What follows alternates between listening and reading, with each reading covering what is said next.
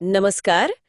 आज हम एक बहुत ही मजेदार फैन कॉन्सेप्ट पर थोड़ी गहराई से बात करेंगे। हाँ, ये मार्वल सिनेमैटिक यूनिवर्स यानी एमसीयू में स्पाइडरमैन की अगली कहानी कैसी हो सकती है, उस पर एक फैन की सोच है। बिल्कुल, इसका टाइटल है स्पाइडरमैन नया दिन नया खतरा। पर याद रखिए, ये सिर्फ एक फैन थ्योरी है, कोई ऑफिशियल न्यूज नहीं। सही कहा। तो कहानी शुरू होती है नो वे होम के ठीक बाद। डॉक्टर स्ट्रेंज का वो जो स्पेल था। हाँ, जिससे सब पीटर को भूल गए। हाँ बिल्कुल, एमजे, नेड, एवेंजर्स, कोई नहीं जानता पीटर पार्कर को या ये कि वही स्पाइडरमैन है। मतलब वो एकदम अकेला पड़ गया। एकदम न्यूयॉर्क में अकेला एक सस्ते से अपार्टमेंट में रह रहा है। अपना खर्चा चलाने के लिए फ्रीलांस फोटोग्राफी और छोटे मोटे आईटी के काम कर रहा है। और इसका जो टून बताया गया है वो भी काफी इंटरेस्टिंग है, डे डेविल मीट्स होमकमिंग जैसा। हाँ, मतलब एक्शन तो होगा पर साथ में इमोशन और वो जमीनी लेवल का क्राइम ड्रामा भी। और एक बात जो दिल को छूती है, पीटर रोज एमजे को उस कॉफी शॉप के बाहर से देखता है, रोज, पर जाके बात नहीं कर पाता। उफ, ये तो बहुत मुश्किल सिचुएशन है। और ऊपर से जे जोना जेमिसन और उसका डेली ब्यूगल, वो अब भी स्पाइडरमैन को विलन बनाने में लगे हुए हैं। देखिए, यहीं पर ये कॉन्सेप्ट मजेदार हो जाता है। पीटर का पूरा सपोर्ट सिस्टम जो उसे टोनी स्टार के एवेंजर से मिला था, वो सब खत्म। सही। तो अब उसे बड़े दुनिया बचाने वाले खतरों से हटकर वापस स्ट्रीट लेवल हीरो बनना पड़ रहा है। ये अकेलापन, ये वल्नरेबिलिटी, यही कहानी का बेस है। और इसी अकेलेपन के बीच शहर में वापसी होती है विल्सन फिस्क की, किंगपिन। हाँ, जिसे हमने डे डेविल और हॉकाई में देखा था, बाहर से एकदम साफ सुथरा बिजनेसमैन, लेकिन अंदर ही अंदर पूरे न्यूयॉर्क के क्राइम वर्ल्ड को कंट्रोल कर रहा है। और वो एक नए कानून, द रिक्लेमेशन एक्ट को सपोर्ट कर रहा है। अच्छा, ये क्या है? ये बेसिकली एक एंटी विजिलेंटे टास्क फोर्स बनाने के लिए है। मतलब स्पाइडरमैन जैसे हीरोज को गैर कानूनी घोषित करने के लिए। ओह, तो स्पाइडी के लिए मुश्किलें और बढ़ने वाली हैं। बिल्कुल। और सिर्फ किंगपिन ही नहीं, सड़कों पर एक नया विलन भी है, टॉम स्टोन, लोनी लिंकन। हाँ, वो अपनी फिजिकल ताकत के लिए जाना जाता है। वो स्पाइडरमैन के पीछे पड़ा है। इसी बीच पीटर की मुलाकात होती है मैट मोडॉग से, डेयरडेविल। हाँ, ये हुई ना बात। और डेयरडेविल उससे कहता है, तुम अब अकेले नहीं हो, पर अब हमें छिपकर लड़ना होगा। तो मतलब अब खुलेआम हीरोइज्म नहीं चलेगा। लगता तो यही है।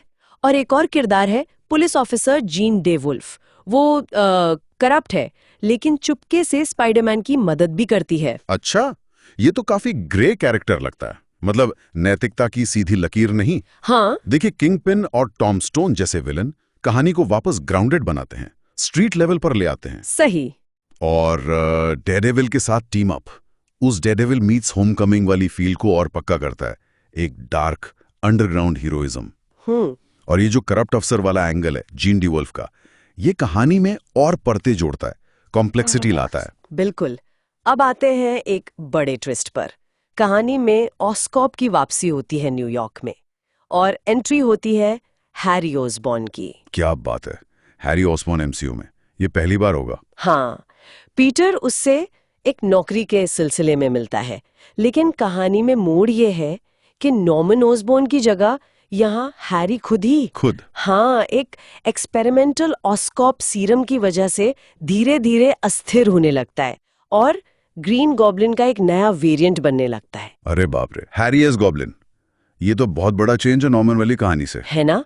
और इसी दौरान एमजे और नेड भी, मतलब अनजाने में, फिर से पीटर की लाइफ के आसपास आ जाते हैं। ओह। और एमजे को अजीब से डेजावू वाली फीलिंग होती है, जैसे कुछ याद आ रहा हो पर वो पकड़ नहीं पा रही कि क्या। ये इंटरेस्टिंग है। हैरी का आना पीटर के लिए एक नया पर्सनल चैलेंज खड़ा करेगा। मतलब अपने दोस्त को विलन बनते देखना। हाँ, बहुत मुश्किल होगा। और एमजे की वो डेजावू वाली फीलिंग, वो शायद दिखाती है कि डॉक्टर स्ट्रेंज का स्पेल यादें तो मिटा सकता है, पर शायद वो इमोशनल कनेक्शन पूरी तरह खत्म नहीं होता। शायद एक उम्मीद सी।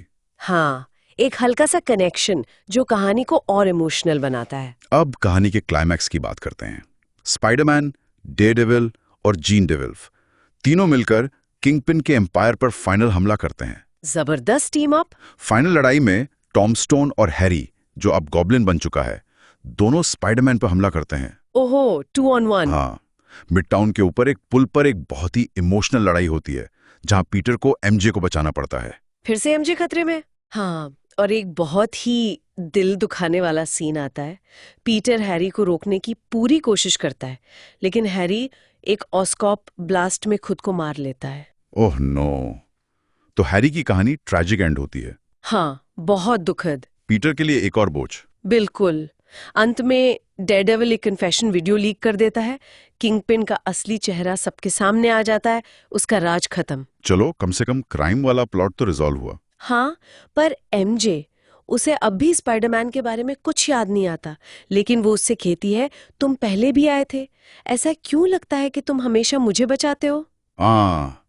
ये लाइन मतलब याददाश्त नहीं है, पर एक फीलिंग है, कनेक्शन है। हाँ, दिल तोड़ लेती है ये लाइन। तो किंगपिन का चैप्टर क्लोज हुआ, पर पीटर की पर्सनल ट्रेजेडी वो जारी है।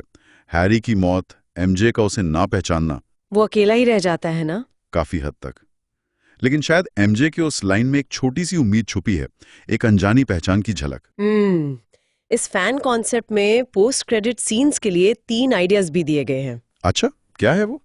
पहला, पीटर एक नए बिल्कुल कॉमिक्स जैसे लाल नीले सूट में न्यूयॉर्क स्काई लाइन पर वेब स्विंग कर रहा है, क्लासिक स्पाइडी। नाइस, मतलब उम्मीद की वापसी। दूसरा, ऑस्कॉप की एक छिपी हुई लैब में एक काला एलियन जैसा पदार्थ सिम्बायोट एक्टिवेट होता है। ओह, वेनम सागा का इशारा, ये तो बड़ा होगा। और तीसरा, डेयरडेविल और इको वो मिलकर द डिफेंडर्स इनिशिएटिव नाम से एक नया ग्रुप या गठबंधन बनाते हुए दिखते हैं। क्या बात है, डिफेंडर्स तो स्ट्रीट लेवल एमसीयू का एक्सपेंशन। ये तीनों ही सीन फ्यूचर के लिए काफी एक्साइटिंग पॉसिबिलिटीज खोलते हैं। बिल्कुल, क्लासिक स्पाइडरमैन, वेनम की शुरुआत और डिफेंडर्स का बनना। हाँ, पहला सीन उम्मीद देता है, दूसरा एक बड़े थ्रेट का हिंट, और तीसरा स्ट्रीट लेवल यूनिवर्स को और फैलाता है। काफी बैलेंस्ड है। तो ये था स्पाइडरमैन नया दिन नया खतरा फैन कॉन्सेप्ट का एक जायजा। काफी जमीनी इमोशनल कहानी है जो पीटर के अकेलेपन और एक स्ट्रीट लेवल हीरो के तौर पर उसकी वापसी पर फोकस करती है। हाँ, ये कॉन्सेप्ट नो वे होम के जो नतीजे थे उन्हें बहुत सीरियसली लेता है और उन पर बिल्ड करता है। सही कहा। और आखिर में ये एक बड़ा सवाल छोड़ जाता है कि पीटर पार्कर अपनी पुरानी जिंदगी का कितना हिस्सा वापस पा सकता है। क्या वो कभी पा भी सकेगा, या फिर उसका अतीत, भले ही सब उसे भूल गए हों, क्या वो हमेशा उसके फ्यूचर को तय करता रहेगा? ये सोचने वाली बात है। बिल्कुल, सोचने वाली बात है।